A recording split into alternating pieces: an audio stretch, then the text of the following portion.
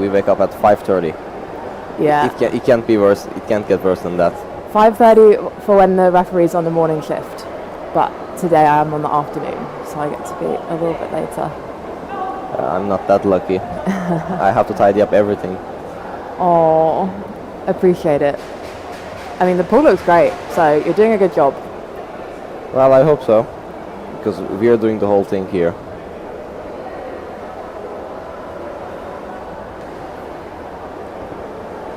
How do you think this match will go today? Turkish ladies have been looking very strong so far. They seem really hyped up as well today. Unusually energetic. Oh. They were cheering just a minute ago.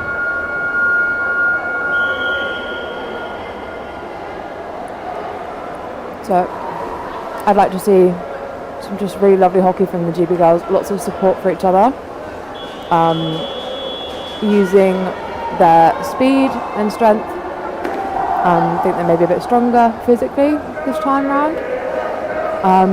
And the Turks don't appear to have woken up in time to come and support, whereas Damien is here with his sonorous voice, so hopefully the crowd cheering will keep the GB girls going. Sitting out, it looks like we've got Lucy Rogers, and I'm not sure who else. Türkler hızı durdurdu ve duvara döndü hemen oyun. Sanırım iki tarafta güçlü olduğunu varsayacak olursak duvarda çok büyük bir mücadele bekleyebiliriz bugün. I was distracted looking at Lucy there, but I assume Karina won the strike. Keep the girls looking to punch through quickly there, already with lots of momentum. Jazz is really on one. İngilizlerden çok iyi bir açış geldi. That's the tan paying off there. Lovely swim. Would have been nice to have a little change of direction there from Esme, but it was a lovely swim all the same. Açığı görse İngilizler çok büyük sıkıntı çekebilirdik. Bizim got a call here. Stick infringement against Turkey, so GB with the free puck up into the Turkish third. İngilizler faul kullanıyor olacak. Bizim center'ımızın artık çok daha ayık olması lazım çünkü İngilizler bu oyunu ortadan oynamak gibi istiyor gibi görünüyor. Ama duvarda tuttuğumuz sürece iki taraf da çok güçlü ve çok hızlı. So it looks like players sort of moving centrally across the pool. Heads pointed towards the Turkish tin. Quite a massive people. Oh, and it looks like we've had a Turkish breakout, and refs have called this will be in favour of GB here. Another stick infringement against the Turks. So that will give GB a free puck pretty much on the Turkish tin. Great opportunity so far. Elindeki paka vurmaktan Türkler bir daha faul alıyor. Türkler bir daha faul yaptı ve İngilizler faul kullanıyor olacak. You can see Jazz barking some commands there. Love to see it. Türkler ayık olup pakı hemen duvara çekmezlerse çok sıkıntılı bir atak dönebilir. Strong drive from the three GB players down there. We've got another call. They're calling it a headshot against Jazz, who's been sent out for 4 minutes. İngilizlerin 4 her numarası. Classic little grumpy face. Oh. Az önce cezaya çıktı. 2 minutes I think. It looks like 2 minutes, yeah. 4 numaraları İngilizlerin 2 dakika she's paused. Jazz, get out the water. Jazz, get out the water. Jazz, get out of the water. Sanırım hakemler arasında bir anlaşmazlık yaşandı ve bu yüzden hakem molası alındı. Jazz is the captain, so she is allowed to speak to the refs, but she seems pretty adamant that whatever she did there was not a headshot. Sanırım bir karar değişikliği. Anlaşmazlık yaşanıyor sanırım baş hakem ve su hakemleri arasında.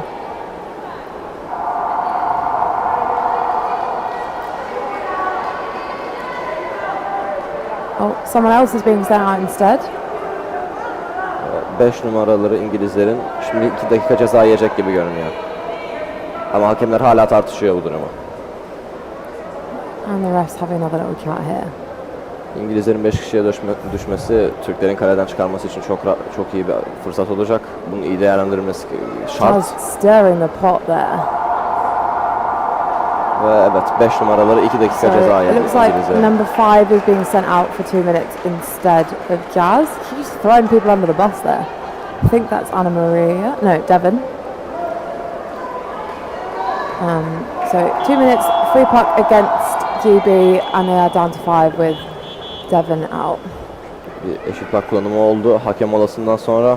Turkish barging wall there, but kind of the GB girls were far enough away that they wouldn't have drawn Çok any güzel bir barging pasla fouls. oyunu yeniden kaleye aldık ve çok hızlı, çok iyi sürüyoruz. İngilizler savunamıyor gibi görünüyor ve direkt İngilizlerin kalesine gitmeye başladık. Turkish with a strong drive down the wall here, but looks like the GB girls have managed to Çok get dipte back in kaldık. time to collect. Hep birlikte sudan çıkma ihtimalimiz çok yüksek. Gelmeden faul çalındı ve kurtardılar bizi. And call that in favour of GB this time, an illegal stoppage. Takı kural dışı şekilde durdurmadan İngilizler kullanıyor olacak faulü. Böyle bir durumda duvara kapatmaları en doğrusu olur. Bu yüzden duvarda mücadele bekliyor olacağız tekrardan. Aynen öyle. Jazz with a lovely flick out to the wall there in our defensive third, keeping that nice and safe. Kızlardan iyi bir pushing yarış. through, but Köşeye looks like it's been kapanmak curled üzereler. out. Köşeye kapanmak üzereler. Nicely done there, and we've Ve got bir another foul call daha. here. Barging against GB. Engellemeden I guess that's probably Neve. He was sent out quite a bit for that yesterday, İngilizler faul yaptı. but Türkler it was faul a great olacak. tackle. So Turks with a free puck on the Ortaya temiz British bir tin açı. here. Güzel, çok güzel bir dummy. Chased down by Ama Lorna, and the yakaladılar. puck comes out to Jazz. And we've got a call for GB here for free arming, so lovely work there laid from the girls.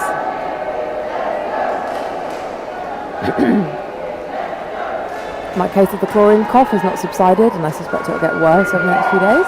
So apologies for that. İngilizlerden yine duvara çekme Jazz the puck görülebilir. this time to the subside, which is a lovely little call.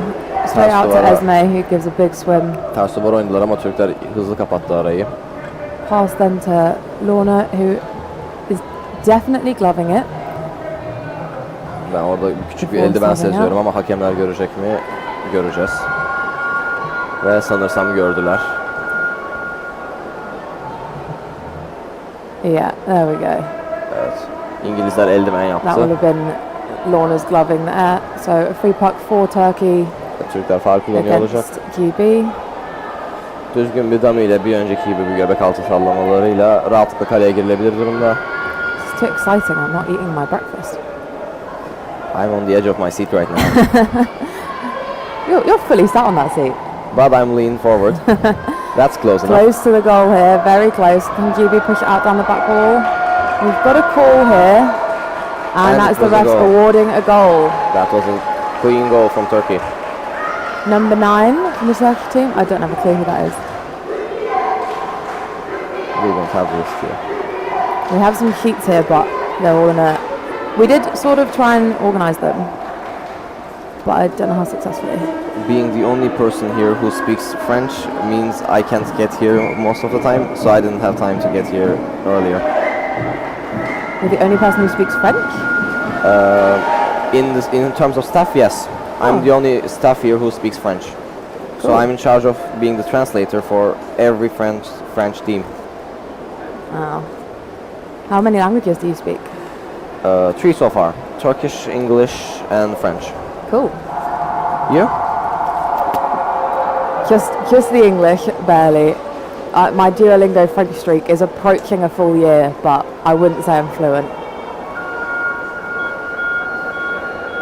So we restarted here with still 9 minutes to go in the first half of this game, so still all to play for.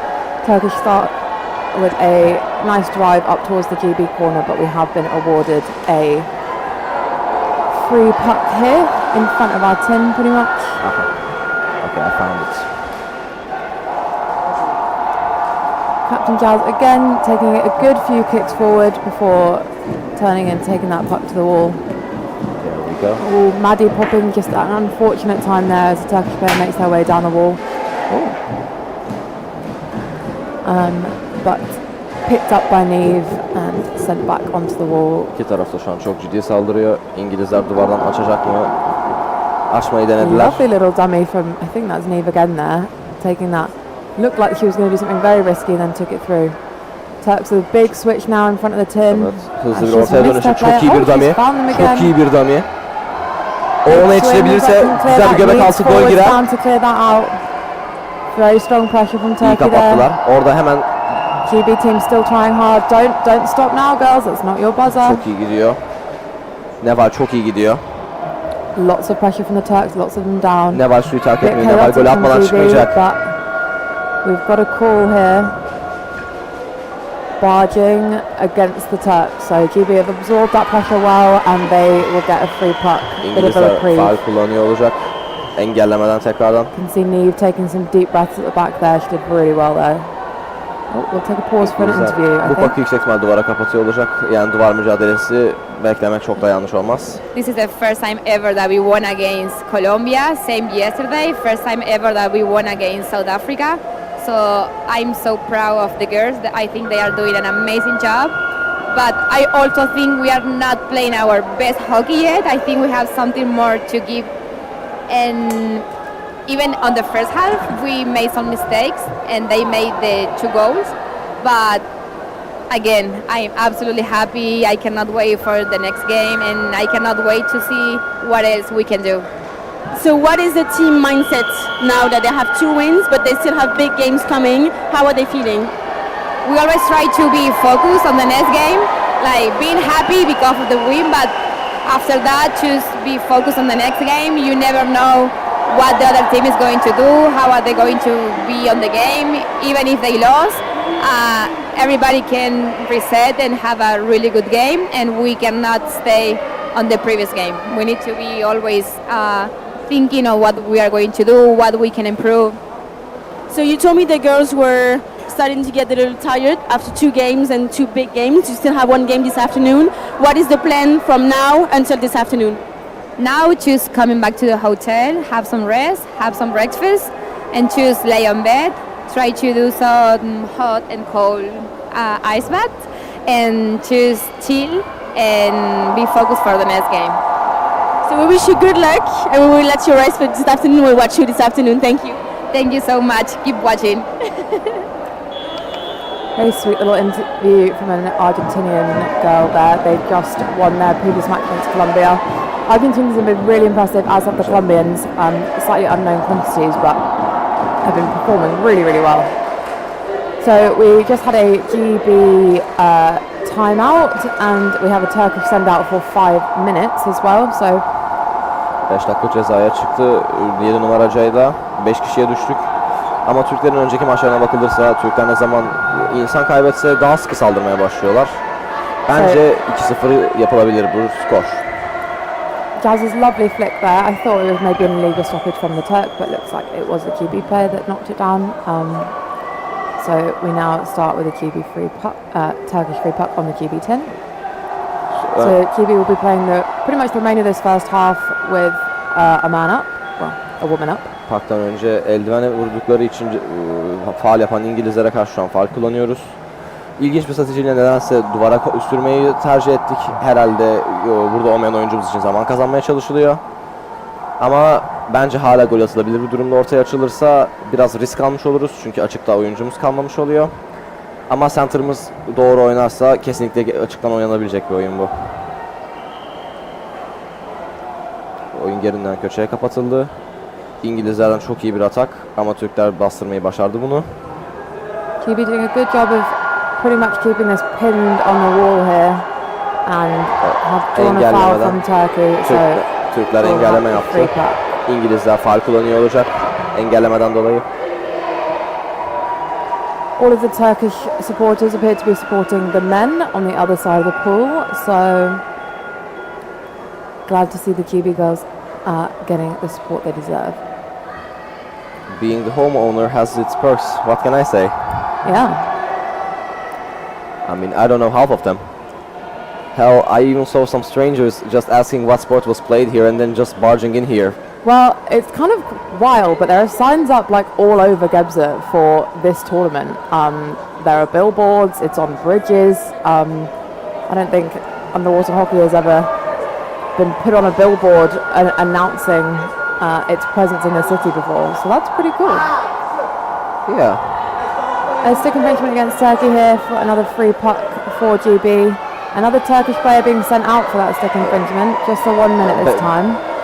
5 numara Zeynep 2 dakika cezaya çıktı.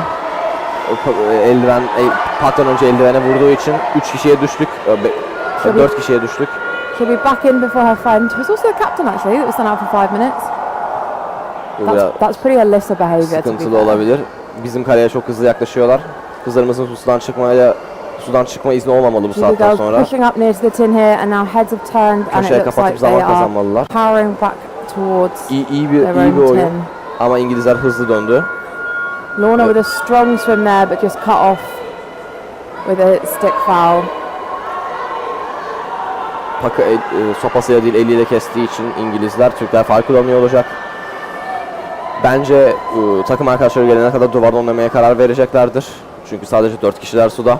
Really close game here so far from the teams. Really sort of back and forth possession between the two of them. Both teams seem to be trying to play wall games and spending a lot of time over there. Very physically demanding game, but both teams will be fit, so they will be able to keep up with that. Nice pick up from the GB girls there. Strong İngilizler swim coming on. çok güzel So they can geçtiler. get it Çok centered. büyük bir sıkıntı oldu bu. Unfortunate flick, but still pushing in. Lots of Turkish players down and just the one GB. Sudan çıkamayız artık. Herkesin suda kalması Need the lazım. sport to come a little bit faster there when we're pushing up near the tin, but we have a free puck. And another Turkish player, I think, is being... Oh no, it's a GB player being sent out in this case for free Zeynep geri arming. geldi. Number 8, Karina. Tut, Karina. 8 numaraları Karina az önce That's unusual. açık ellerini kullandıklarından She's normally aware of at least uzlaştı. where her limbs are, if not her stick. Turkish with the free puck from their tin, taking it straight to the wall where it feels safe. Ceyda'nın bir dakikası kaldı ve And Ceyda they gelene are kadar back up to 5 players now. Ceyda gelene kadar duvardan oynamaya devam edecek gibi görünüyor. 2 Ama minutes left in this first half, about a minute left on each of those send-outs. So both teams on 5, and we'll be returning to 6 for the last minute of the game, well, the half. sadece 40 saniyesi kaldı Ceyda'nın gelmesine. Türkler duvardan çok iyi basıyor. Açmayı hiç düşünmüyor gibi görünüyorlar ve açımızı çok iyi tutuyorlar. Çünkü bir kez yaşananı bir daha yaşamasını istemiyorlar, az önce yaşananların.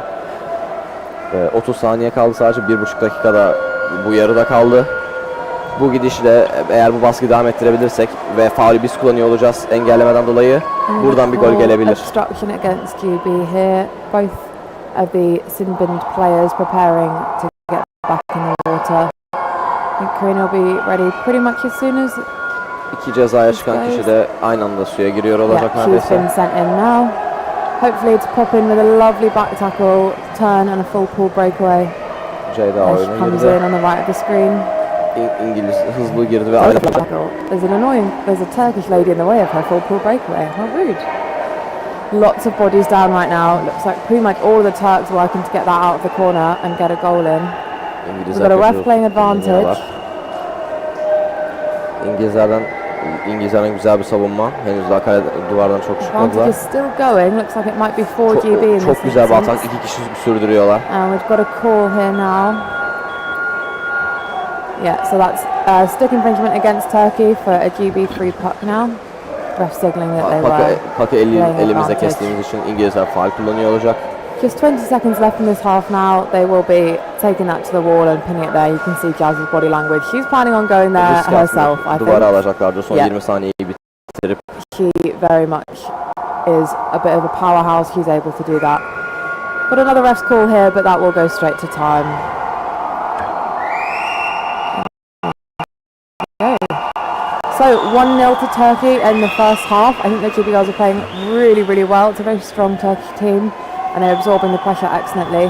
Had some good chances on the tin, just need a few more bodies down when they come to try and slam that in and convert it to the end. But I think it looks easy to win, or at least on my end. Suspect you disagree, but... Not really. I think both teams are doing great. The British are amazing at slipping through little gaps and punishing our mistakes severely. But we've been catching up really fast in terms of counter-attacks as well. Yeah, It's like two unstoppable forces going against each other. indeed. For anyone interested, the other match in the other quarter has just hit half-time. It is the under-19 men USA versus Turkey, and that is 0-0. It's a pretty exciting game over there as well. I'm going to eat some snacks.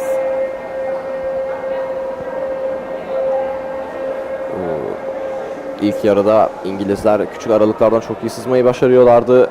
Her buldukları boşlukta bizi 5 metre yüzdürdüler. Sağ olsun bizim golilerimiz bunları rahatlık uzun süre çok kaptırmadan tutmayı başardılar.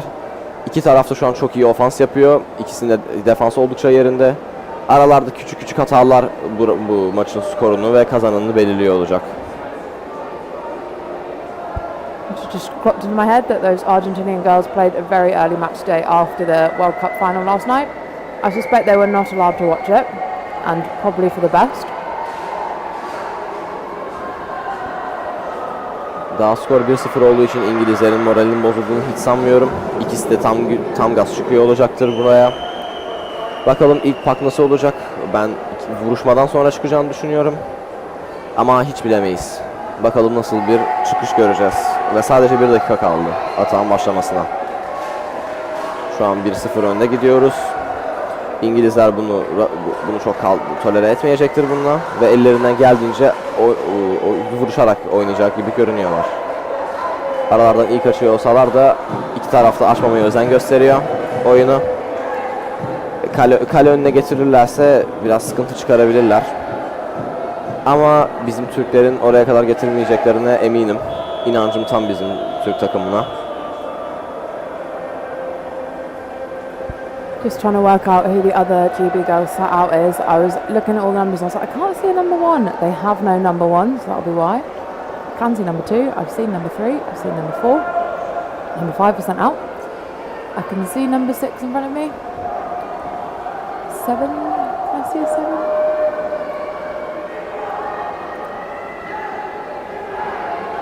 I don't see His so. head is blocking someone. So we restart here again. We are 1-0 for Turkey. Now starting the second half of this match. Vuruşarak başladık ve Looks like we've direkt got bir karar an var. encroachment call against Turkey here. No way anyone's winning the strike against Karina without cheating. Takım uyarısı yedik az önce. Bu hiç hoş olmadı bizim için. Artık bizim çok daha dikkatli oynuyor olmamız lazım. I think I can't see a number 7, so apologies if I'm wrong, but I believe it's Anna Maria and Lucy sat out for this game. I think yes, she was subbed out and she just passed by us a few minutes ago. Never mind.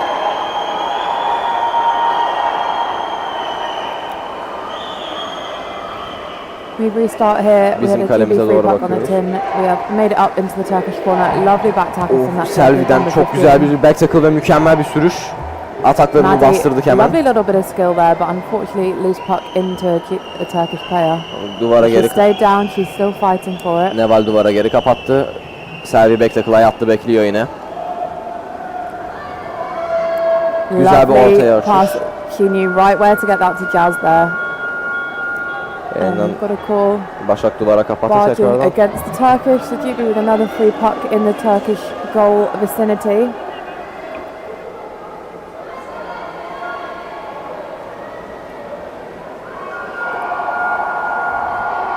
So we go again. Yeniden başladı. Looks like quickly chased down by the Turkish. We had a nice little change of direction there, but now taken back again by the Turks. İngilizler hazır bekliyor. Türkler bırakmıyor. Big hit from Captain Jazz there. She was not letting that get out. Pass to Karina. Hopefully a nice big swim here. Making forward progress. İngilizlerden çok iyi bir Pass to baskı. Maddie. Tertemiz bir dummy ama bir karar var. Another call here. This time against GB. Türkiye kullanıyor olacak bu faulü. Not sure what that one was for. I Gloving. didn't see anything either. Gloving, yeah. Nothing? Gloving, not Ah. nothing. Ah. I was not saying that it wasn't a foul, just that I didn't see what the refs called. Yeah, for gloving in the end. It seems a bit believable. İngilizler eldiven yaptı. Faul kullanıyor Got a olacak. ref playing advantage here. Karina'dan güzel bir saldırı geldi. Ama bizim Zeynep ataklarını durdurmayı başardı.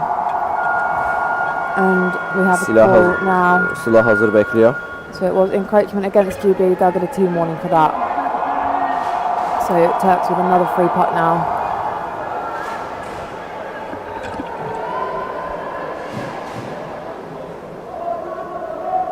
İngilizlerin yanlış başlangıcından pakı biraz da ileri taşıyıp faul kullanıyoruz. Bu bizi defansif pozisyondan çıkaracaktır ve ortaya açacak yüksek ihtimalle oyunu. Taken very quickly by the Turks there. Çok güzel bir dummy ve çok rahat ileri hatta taşıdık. Çok güzel boğuşuyoruz. Duvara kapamalarına izin vermemeliyiz. Lots of Turkish players down, facing Fatma forward, duvara bodies on kapanmasını the engellemeli bottom. onun. Neve coming in hot there with the thing. Oh, right off the wrist, but it would have gone to another Turkish player anyway.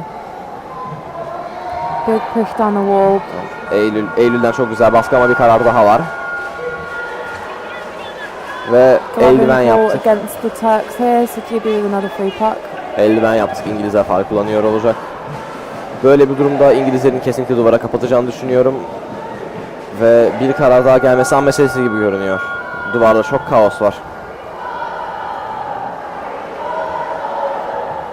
Lovely switch out there from Jazz. İlginç, Turks riskli bir followed it oyundu. over. They kind of saw that one coming, were quick to shut it down. Riskli bir oyundu. Stick foul here and a send out for the Turkish number 3. Bu Başak az önce 1 dakika ceza yedi. 5 kişiye düştük. Yine faul kullanıyor olacağız. İngilizler aynı strateji deneyeceğini düşünmüyorum. Çünkü az önce durdurmayı başardık ve biz avantaja geçtik. Just the 1 minute, but hopefully the girls can really make good use of this. Evet. İlginç bir son saniye atmayı denediler. Ama Excellent work Selvi from çok Jazz hızlı there. kesti. The flick was chased down. I think she did a good job of drawing them in better before going sideways, so they were less likely to just follow her straight over. Did run the risk of getting caught, which she kind of did, but excellent job of recovery. Another send out 13 for the numaramız Turkish team Neval now. 5 dakika ceza yedi az önce yanlış görmediysem. She is out for another minute, so for 30 seconds, Turks will be down Tam to sadece just 1 4. dakika. Can we have the underwater Sadece view? Right here. Yeah. İngilizler açtı. Bu sefer Big flick out sideways there, and a change of direction. Çok- GB swimming into space. çok iyi bir dönüş yaptı İngilizler. Do it a few more of them down, but it is being Çok kritik driven bir şey. towards the side. Please put Hemen it on the duvara underwater kapatmalıyız. view, and that looks like a Ama- goal. That was a goal for GB. I hope we get the replay. Underwater, we do not care about the Turkish flag that is blocking the overhead camera view. Well done for İyi GB bir gol there. attılar. Do it a few Oyuncu to eksikliğimizi see avantajı down. It was awarded that. Karina, Lovely please work. put it on the Hemen underwater kapatmalıyız. view. Right And that in, looks so like make a sure goal. it's fully in. Didn't do it with her glove. Kalabalığı Happy days. lehlerine kullandılar. 1-1 here with 9.5 minutes left to go in this second half. Very exciting game. I'm so proud of these girls. They are really fighting. Başak girmek That üzere. was beautiful work finding the space. Türkler her şeyden daha sert saldıracaktır diye düşünüyorum çünkü Turkey gol are now yediler. back to 6 players. Their vice captain is just about to hop back into the water. Ve hep yine 6 kişiye çıktık 6 kişiye çıktı sayımız. GB looking fired up now. İngiltere bu golün gazıyla çok iyi bir saldırıya başladı. Ama Türkler baskıyı bırakmıyor. Ve İngilizlerden bir oyun açışı ama bir karar var. And we've got to send out here for GB for stick infringement against Devon. She's had lots of little rests this game. İngilizlerin 5 numarası Devon az önce pakı bir eliyle kestiğinden 1 dakika cezaya çıktı. She's trying to sit on the bench, but there are people cleaning the water in her way. She's getting there. So free puck against GB here. Just past the halfway line into their half. So Türklerden Neve yine has just klasik dropped down başlangıcımız. there to keep an eye İyi on bir things. baskı. GB İngilizleri players kalelerine pops geri up and yüzdürüyoruz. facing. Turkish Çok making a iyi. drive towards the goal. Bir geriye pas, with her their şeyi heads, bitirebilir. and it looks like it's cleared up by Tertemiz. GB player, but still picks Ama up bence another yön Turkish. değiştirmeliydi orada. O pas çok güzel olabilirdi. An underbody shove there that just didn't go far enough to get to a Turkish player. Ceda'ya Turkey pas able direkt to gol have getirebilirdi taken it bize. to the wall. Very much pinning that there now. And we Ve have bir a karar goal. daha var. And it is in GB's favour, stick infringement against the Turks here. Elimizde Well kestiğimizden absorbed, they did a great job to get that out to the side under intense pressure from the Turks. İngilizler The faul Turkish kullanıyor olacak. supporters seem annoyed at their men for not getting anything, and they have moved into the centre of the stand so they can see both games at once. They're still 0-0. Yep, 0-0 on the other court as well, although it looks like they might have just scored actually. Back in this game though, we have Maddie looking strong on the puck there. Serviden çok iyi bir baskı. That is Ama big bir stick karar daha fouling var. from that number 11 Turk there. I'm just going to really silly if it's against Ancak GB now. Fatma'dan bir engelleme var. Oh yeah, they have sent out a GB player for obstruction. Ama Number 6, ilginç Sophie şekilde Redmond. Fatma'dan önce These Northerners, man. 6 numaraları Sophie'yi gönderdiler dışarı. Engellemeden 1 dakika için. I say that like Karina hasn't spent some time out. She's not exactly from the north. And we have a GB timeout here. Yeah, so in the other court, Turkey did score. It's 1-0 for Turkey against USA in the under-19 men's. Oh gosh, that sounded really loud. Yeah, a plastic bottle has been well compacted there. İki taraf da çok iyi saldırıyor şu an. Çok hızlı karar alınıyor. İki tarafın da takım yarısı var. O yüzden her dakika iki tarafta oyuncu kaybediyor. Bu da dinamiği çok hızlı yön değiştirmesine neden oluyor. Bir İngilizler atak yaparken bir Türkler atağa dönüyor bir anda.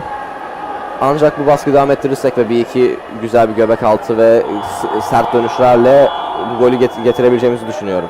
Çünkü açıklarımız çok iyi yerde, çok iyi pozisyonlarda bekliyorlar. Kanatlarımız döndüğünde onu görüp ya da güvenip atarlarsa İngilizlerin duvara kapatacağını düşündüğümüzden bence çok güzel bir gol gelebilir. So we're restarting here with a Turk free puck near the GB 10. GB are down to 5. Çok güzel bir dummy. Tertemiz bir dummy ve güzel yakaladılar. Bizden güzel bir göbek altı. Turkey scoring a second goal in the other match. Güzel bir They will not be scoring here. I çok believe güzel bir yığılma, bir gol gelebilir. Come on girls, let's get down, kick out, let's clear it along down the back wall. Zeynep'in duvara kapatması lazım. Down there. We have a call. No goal. Gol yok dediler. Gloving against the Turks there, so GB successfully held that one out. Eldiven yapmışız ve golümüz reddedildi. I'm just finding the refs for this game. Tribündekiler çok hoş karşılamadı bunu. Türklerin de bunu hoş karşılayacağını düşünmüyorum. O golü attıklarını biliyorlar ve şimdi bileğinin hakkıyla aldıklarını yeniden alacaklar. Jazz taking that right to the wall there, pinning it under the sub spin, getting those fresh bodies in. Yağmurdan Sophie güzel bir will be saldırı. re-entering the water pretty soon. Karina also with a lovely güzel reset. baskı. We've got a call here against GB for holding the barrier. That's unfortunate. İngilizler az önce yandaki bariyerleri tuttuğu için faul yaptılar. So in terms of refs here in the water, we have Jorge from Colombia, Robert from France, and Pedro from Spain. Chief ref is King from China. Did you say his name was Jorge? Is it George? I don't know. I don't know. It sounded really cool to me. I mean, he's from Colombia. I'm sure I'm butchering it, but I did try. It's probably not Jorga. Taken to the corner by Maddie here from GB. Turks still on the puck, so Zeynep'ten güzel bir baskı. Zeynep suyu terk etmiyordu. That looks like Jazz down and fighting it down the back wall there. Covering for a bit of a slow backline rotation maybe, but all covered now. GB girls back in formation and lined up, ready. Quick rotations happening. Ceyda ve Firdevs salmıyor köşeyi. İngilizlere kapanmalarına izin vermiyorlar. Turk's very good at that little underbody shove to change the direction, but in this case covered by the GB girls.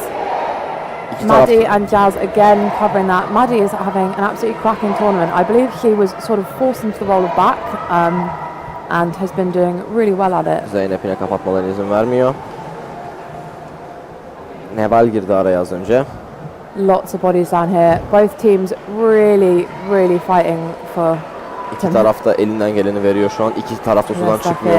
Mükemmel bir rotasyonun içindeyiz ama İngilizler kaptı. And a nice swim on from Devon here. Firdevs çok iyi yakaladı. Firdevs ucuz yırttı. By Lorna, but the Turks just managed a little tweener to get it out. And number 2 Karis there pinning that on the wall. Zeynep bırakmıyor. Ama bir karar var. Engelleme yaptı İngilizler ve Türkler kullanıyor olacak faulü. Türkler düzgün bir baraja geçip center'ını açtıktan sonra oyunu duvardan çıkarabilirsek bence gol atabiliriz. In front of the GB10. Ladies have been doing such a good job of absorbing this pressure so far. Let's keep it up and go again. Ortaya aldığımız sürece avantajlı olacağız. Çok güzel. Çok güzel bir pas ve direkt ortada oynuyoruz onu tam da istediğimiz gibi. They are all down, bodies facing towards the side, hoping to clear it, but looks like that might have been a goal. Gol verildi mi? Ve Türklerden gol geldi.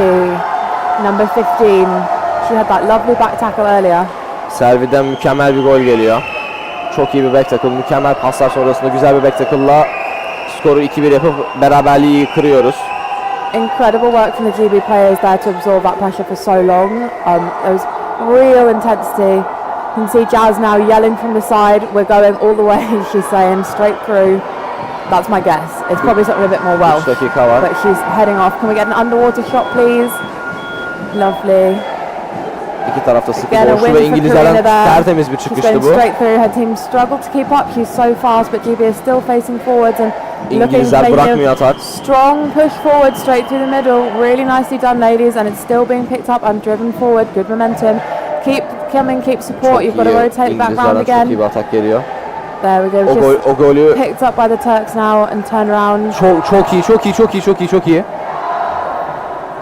Tertemiz bir oyundu It's Sıla'dan. a great drive from the GB players there, and well done to not concede going backwards as well. Megan Willow there just Melike'den güzel bir savunmaydı. surprised by the Turk whacking a stick into her glove, and she will get a send out for it because it was pretty egregious. That is a Turk player being sent out for 1 minute for that one. So we have a GB free puck, 2 minutes remaining, so we will now be pausing. Evet, Melike az önce eldivenden 1 dakika ceza yedi. Ve İngilizler ortadan oynamak istiyor gibi görünüyor artık. Son 2 dakikada beraberliğe yeniden getirmek istiyorlar oyunu. O yüzden duvara alınmasına izin vereceklerini düşünmüyorum bu We've pakı. got another call here, and hopefully they remember to pause the timer.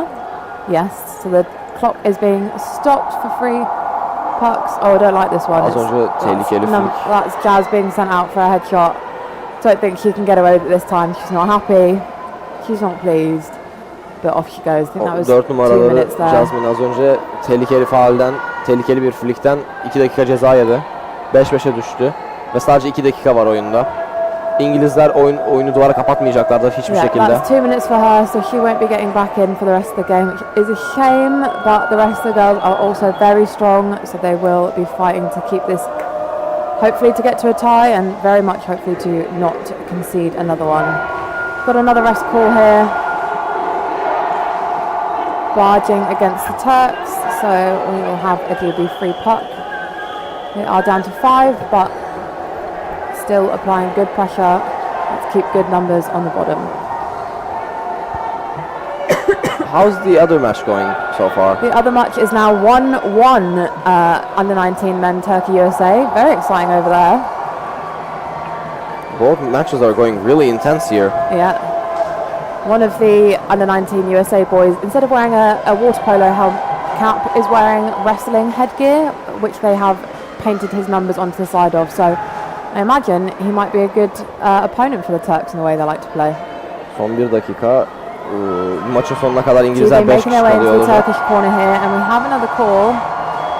Bir karar daha geldi. And it's another headshot there for GB. It's being sent out. Maddie is arguing profusely with that, İngilizler bir which is tehlikeli flick daha not a attı. good idea. So, İngilizler çok sinirli bu Number duruma. 9, Maddie Veza, being sent out for 2 minutes there to join 4 kişiye Jazz on düştüler. the bench. GB down to 4. İngilizler Just ciddi bir oyunla 56 seconds to go in this game. 6'ya 4'üz şu an. Aldığımız bir Melike'nin alacağı ya da herhangi birinin alacağı herhangi bir back tackle ya da iyi bir sürüşle direkt gol atılabilir ve 3-1 bitirebiliriz bu Karina maçı. a bit late for chasing Çok that one güzel bir down. ortaya and açış, now lost the tertemiz puck. bir açış. Turkish team, Çok Turkish güzel. team are going round. Ama Looks yetiştiler. like he hit Çok güzel bir Neve flick. right in the head there, to be honest. Çok uzağa düştü pas ve bir karar She daha did var. indeed hit Neve right in the head, so GB will have a free puck. You can see the intensity with which these girls are all playing now. She's been sent out Az for 2 önce minutes. kaptanımız They 2 are dakika için atıldı making sort dışarı. of rush decisions. They are sending pucks, extremely keenly. They're doing what needs to be done to get it done here, but that does mean we are down to 5-4. 5 for Turks, 4 for GB with 45 seconds left in this 40 match. saniye. Türklerin Devon taking the free puck here, sensibly taking it over tarafta to çok the sıkı wall saldırıyor. with just down to 4, but the goal would be great. duvara Down to aldığımızda 2-2, probably oyun better kesin than- bitecektir. Better than 3-1. Breakthrough from the GB team, Duvar going into alındı. space. Oyun bu Let's get saatten sonra support dönmez. down. 20 seconds left to go now. I think the Turks will probably be trying to hold it on that wall as best they can. Oh, they've got a Çok bit of a güzel bir sürüş. breakaway. Tertemiz. Caught, Ama bir and we have a stoppage bir karar here daha. with Engellemeden 10 seconds to go. engelleme yaptık. We have a Faul GB free kullanacaklar. puck. Ama faul kullanırsa maç bitecek. Son 10 saniyemiz var. Bu maçı kazandık. Türklerimiz hepsinin eline sağlık. Oyuncu sayımız düşmesine rağmen çok iyi bir savunmadaydık. Defans hattımız, onlar hızlı çıktığında çok iyi savunmayı başardı. Çok hızlı bastırdık saldırılarını. Ortada oynamalarına izin Devon vermedik. gently taking this to the wall here to finish off the last 2 seconds of the match. Ve oyun bitti. 2-1 And that is kazandık maçı. time. So final score 2-1 to Turkey in that match. I'm really impressed with the girls. I think on paper it could have gone a lot worse than that, and that was so close. It was so unlucky for that second goal, but I'm so proud of them. It looks like they're really starting to find the space, use those double teams, really kind of take risks, obviously, with those headshots, and maybe tone those down a little bit. But yeah, really happy to see the way that they played this morning. I'm sure they'll go away, regroup. They're playing later today. I don't know what. I can find out what. Maç az önce 2-1 bitti. Türkler galip geldi. Açıkçası Türkler çok daha iyi yapabilirlerdi bence. So they will be playing the South African under-24s at 2:15 local time, which I believe is 12:15 GB time, but time is difficult, so who knows. So tune back in for that one. Right now we have the under-19 men versus Colombia. Also on this court, I believe. Or it might be the other one. If it is the other one, I will slide one seat over, but I think it's over here. And yeah, so stay tuned. I'm going to try and eat my breakfast in between the games at some point, but great job for the girls. Big love. And speak to you shortly. İki taraf da çok iyi bir maç sürdürdü bugün. Ama İngilizler gol yedikten sonra biraz daha kuralsızca, daha agresif oynamaya başladılar. Bu da çok fazla faul yapmalarına, işin sonunda takım uyarısı yemeye ve çok fazla oyuncu kaybetmeye başladılar bunun yüzünden. Türkler de İngilizlerin kullandığı gibi bunu kendi avantajlarına kullandılar ve bir gol yedik bundan. Ancak Türkler kesinlikle bence bu maçı daha iyi kazanabilir, daha bariz bir skorla kazanabilirlerdi. Ama iki taraf da çok iyiydi. İki taraf da kazanmak için çok gayret verdi. The under-19 men are on court B, not court A. That's my bad. So if you're a GB Sport